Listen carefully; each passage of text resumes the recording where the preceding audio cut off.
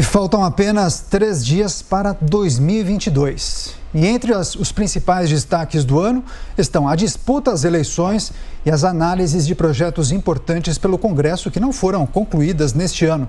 E para saber sobre as perspectivas para o próximo ano, vamos conversar a partir de agora com o deputado federal Alex Manenti, líder do Cidadania na Câmara e também autor da PEC da prisão em segunda instância. Muito bom dia, deputado. Obrigado pela gentileza em atender a Jovem Pan News. Bom dia, Daniel. Bom dia, Kalina. Bom dia a todos que acompanham a Jovem Pan News. É uma satisfação, mais uma vez, participar do programa de vocês para poder fazer esse balanço, falar de temas extremamente importantes para o Brasil, como o combate à corrupção e à impunidade através da proposta da prisão em segunda instância. Com certeza, deputado. Muitos desafios para o Poder Legislativo. A Câmara Federal se debruçou sobre várias pautas e temas importantes. O governo conseguiu a aprovação de textos substanciais, como, por exemplo, a PEC dos precatórios.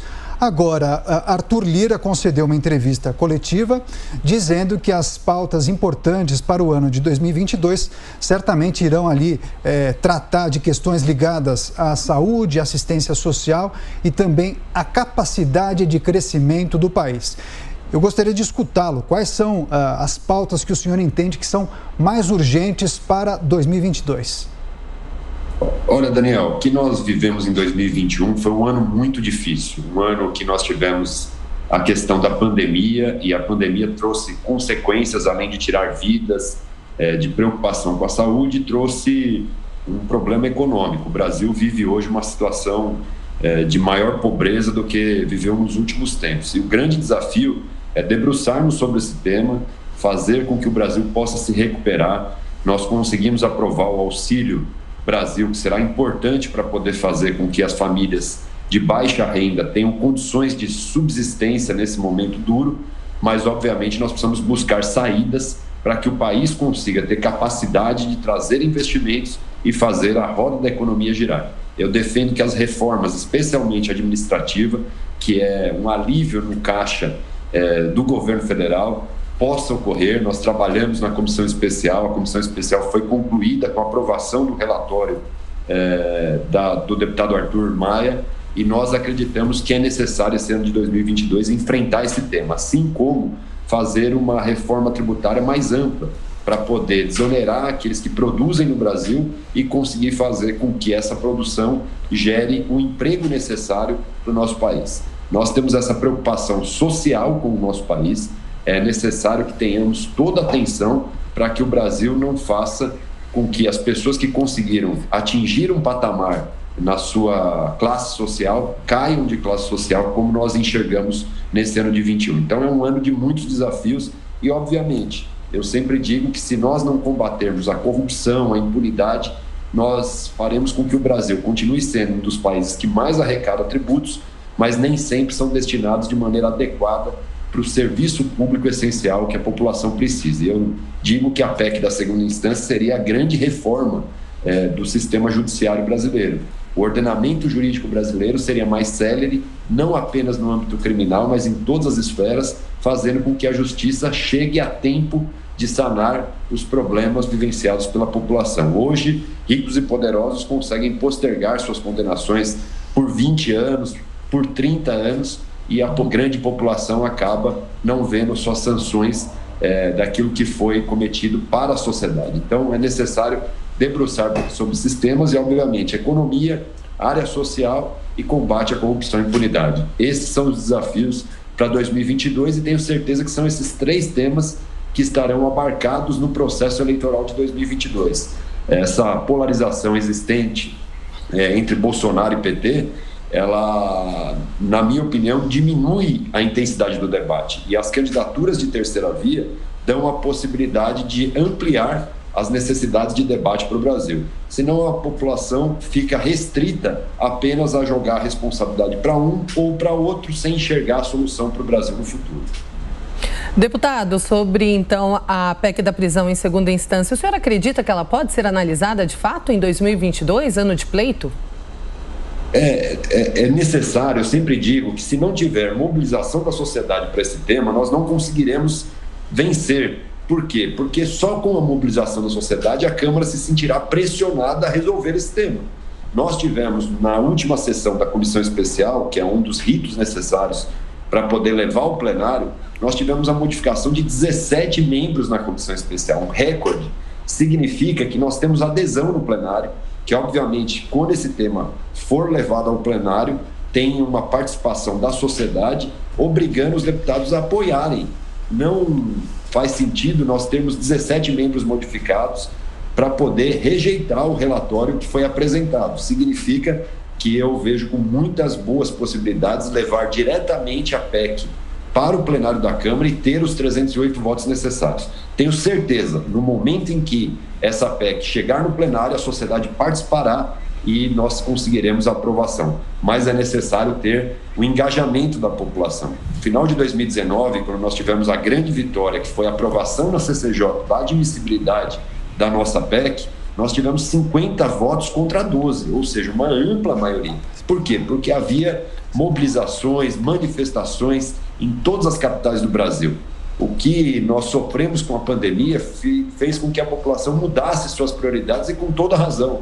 As pessoas se preocuparam com a saúde, vida, economia e agora, retomando a vida ao normal, é natural que esses temas de combate à corrupção e impunidade que marcaram a eleição de 2018 ganhem força, especialmente antes de iniciar o debate eleitoral de 2022. Então, eu vejo com expectativa de que, se levarmos ao plenário, nós conseguiremos aprovar por uma mobilização da sociedade.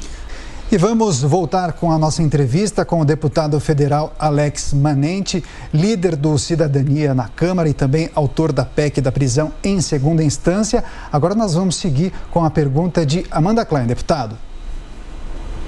Deputado, bom dia. Para retomar, então, o debate anterior, o senhor apontava ali para esse contexto de uma disputa altamente polarizada que acabava circunscrevendo o debate eleitoral ali só em torno daqueles dois candidatos, Lula e Bolsonaro. Dado esse contexto, esse ambiente, como é que o senhor vê? O Cidadania pretende manter o lançamento da candidatura do senador Alessandro Vieira, que se destacou muito na CPI da pandemia, ou seria melhor apoiar outro candidato, Cidadania?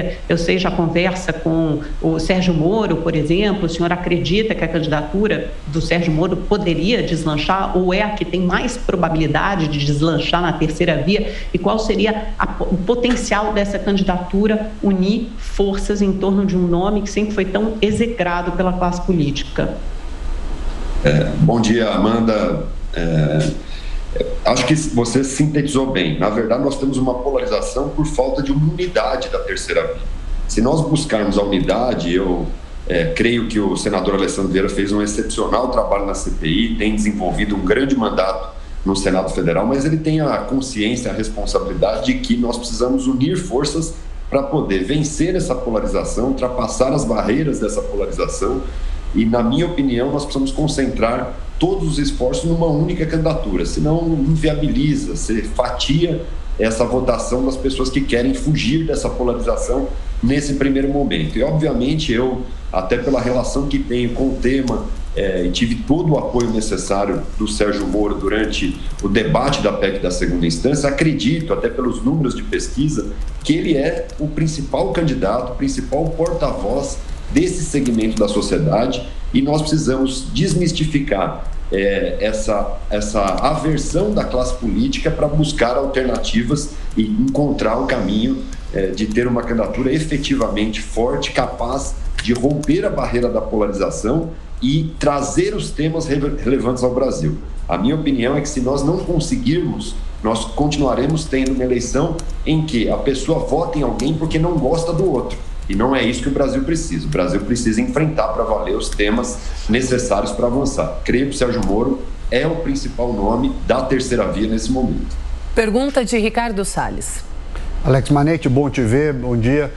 Eu queria te fazer uma pergunta que é a seguinte. A gente tem falado muito do combate à pobreza e ações que o governo federal pode tomar, etc. Mas há um outro aspecto, e você citou bem aqui, a reforma administrativa e a tributária. Mas para além disso, toda hora se fala na importância das privatizações. Nós temos estatais demais, que custam caro demais, embora tenha sido revertido os prejuízos históricos que elas tinham, elas hoje estão dando resultado positivo, mas não é justamente nesse momento que poderia haver um esforço conjunto das duas casas do Congresso para fazer um grande pacote de venda dessas estatais e reverter esse dinheiro todo, que está mal colocado, já não faz sentido nas estatais, e reverter esse recurso para benefício da sociedade, ou seja, vender tudo que a gente puder de estatais que não são necessárias, não são essenciais, e colocar esse recurso no bolso da população?